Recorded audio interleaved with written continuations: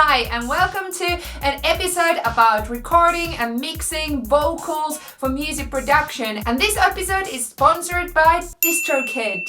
So in this episode, what you will be learning is recording vocals, microphone suggestions, my top mixing techniques for you, and my favorite plugins for vocal processing. So watch this video and you will get best vocals ever.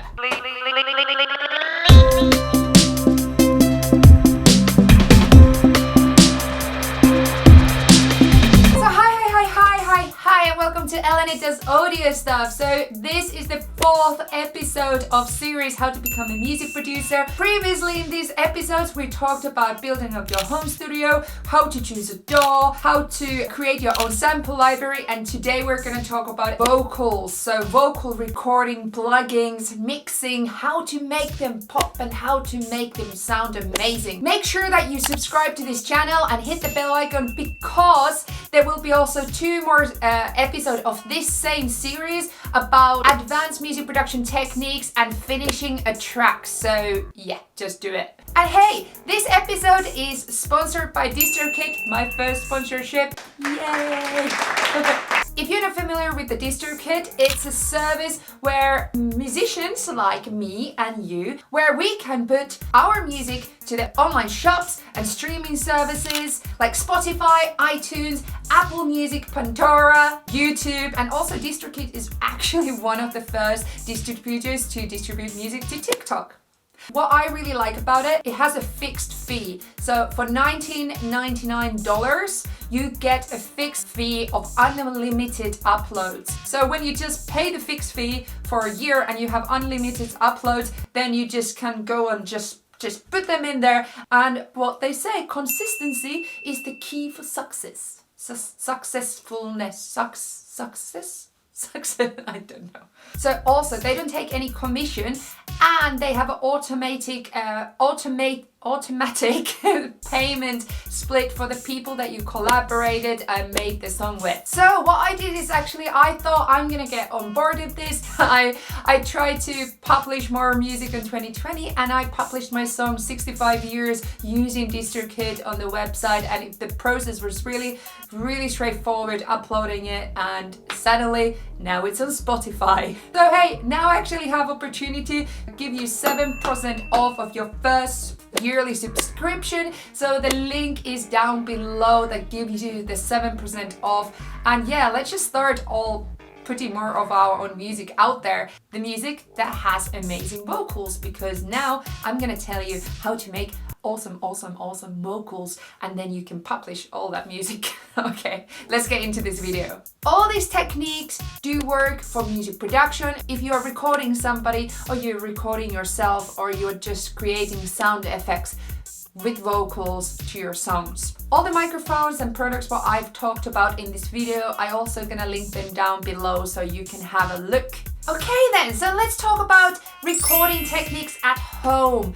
So of course the first thing is the space. The space is one of the most important thing, and as much as you like singing in the shower, then just try not to record in the shower. It's perfectly fine if that's another effect you want to add on your song, but try to always get at least one good take with a dry sound, meaning no effects, as dry, as small amount of reflection of the room to the microphone as possible. So some of the most important things is, of course, there's pop filter, which is meant to catch all the P's and S's and all the air coming out of your mouth. Also make sure that your microphone is on a stand, you're not holding it, so you don't get any type of sound coming from anywhere else than just from the mouth. If you don't have a good sounding room, okay, example, this room sounds alright, it does have a bit of a bad reflection here sometimes. There is some techniques for that. Some people say go into your closet, go with your clothing, because those are dampening the sound around you. But one really effective, bit weird technique, it looks a bit weird, is the fact that you put a blanket or some kind of thing around you and the microphone and hold it up so that of course it doesn't hit anywhere, and then you sing. Okay, it sounds weird and it looks weird. It does work. So when you use that blanket technique, it does dampen the sound of the room, and that will help you to get a better, drier sounding signal for your recording. Also, what is very important for music production is the fact that you're gonna be singing with the click. So you know that the BPM of the rhythm, so you know how to put it to the session and you don't need to time stretch it at all, and also what scale the song is. So those are the two things that keep in mind that are very important when recording. And finally, what is really important for the recording is the microphone. You can decide between dynamic microphones or condenser microphone. So example, I have a condenser microphone here. It's more sensitive than a dynamic one, and it gives you a really good studio quality recording if that's what you're after. So some mic recommendations. So this one, I've had this for a while and I truly do recommend it. So this one is an AKG P420.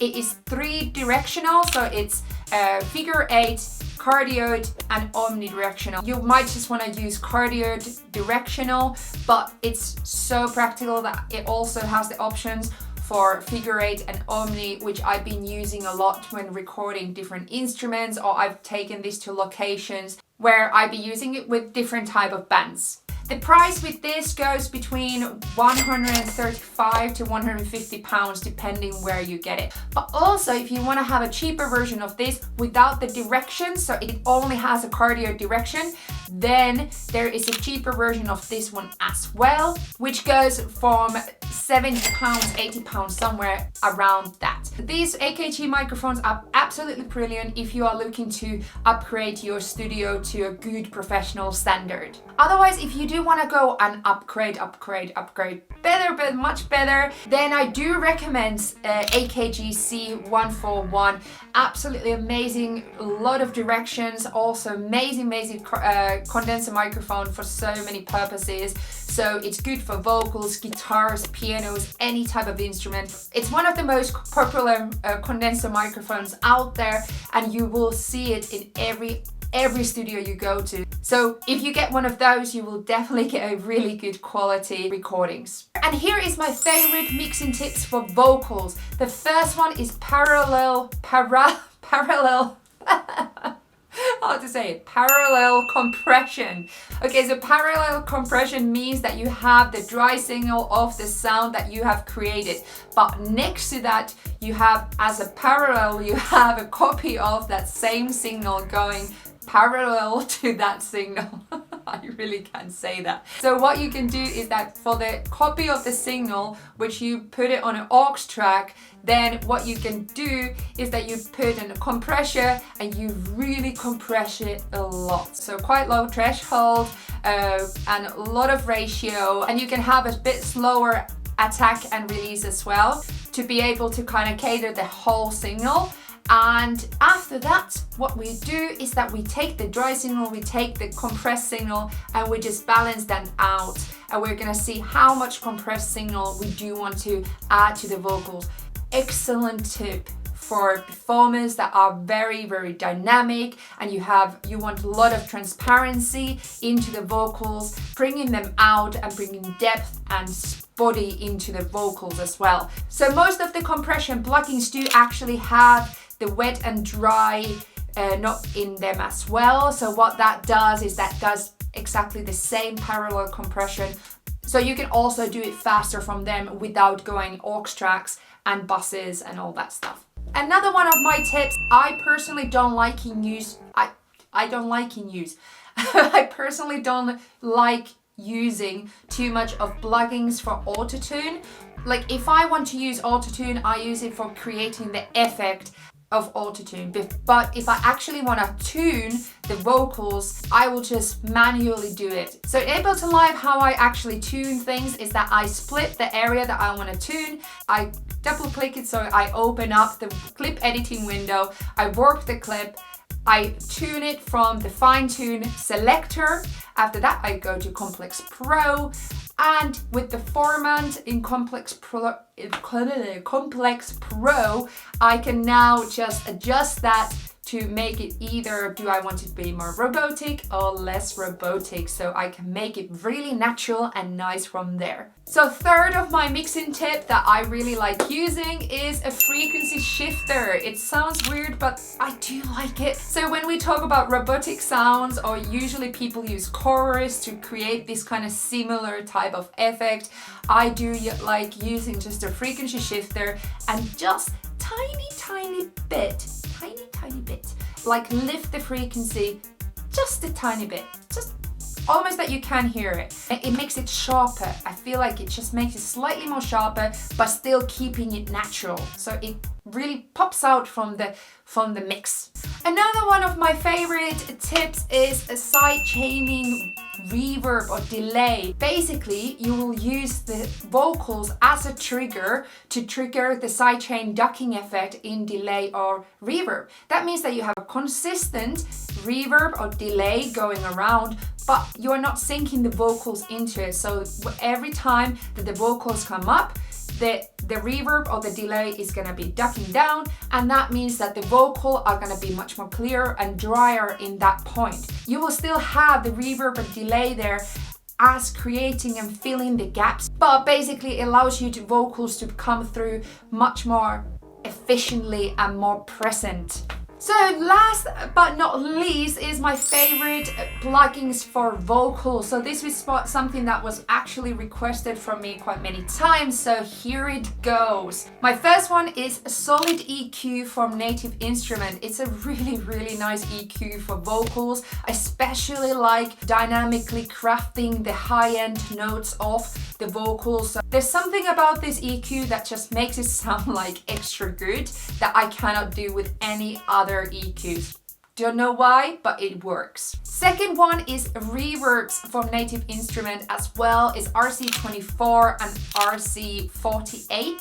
So the RC24 is, I find it much more sharper than the 48. So the 24 is really good for fast-paced vocals, where with the 48 I like creating atmospheric and really like mellow spaces for those vocals. So those two reverbs are absolute my favorites. Yes. So 3 is Ableton Live's own compression. So it's just so sharp and so effective. So it reacts really fast and it has this quality of sharpness. So for the warm and deep sounding compressors, I like using VC2A from Native Instruments, even though I use a lot of other compressors as well to kind of exactly bring the deepness of the sound. Then the Ableton Live own one that's my own babe.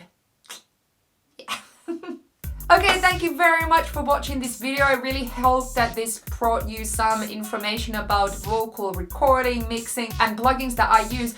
But hey, I want to know what kind of plugins do you use? So write them down in the comments. Thank you for watching, and yes, come again. And next week what we'll be talking about is advanced production techniques. After that is finishing the track. So finishing a track for workflow, and I'm gonna give you extreme ultra tips on all that. Thank you DistroKid for sponsoring this video, and yes, please subscribe to this channel, please like this, thumbs up, and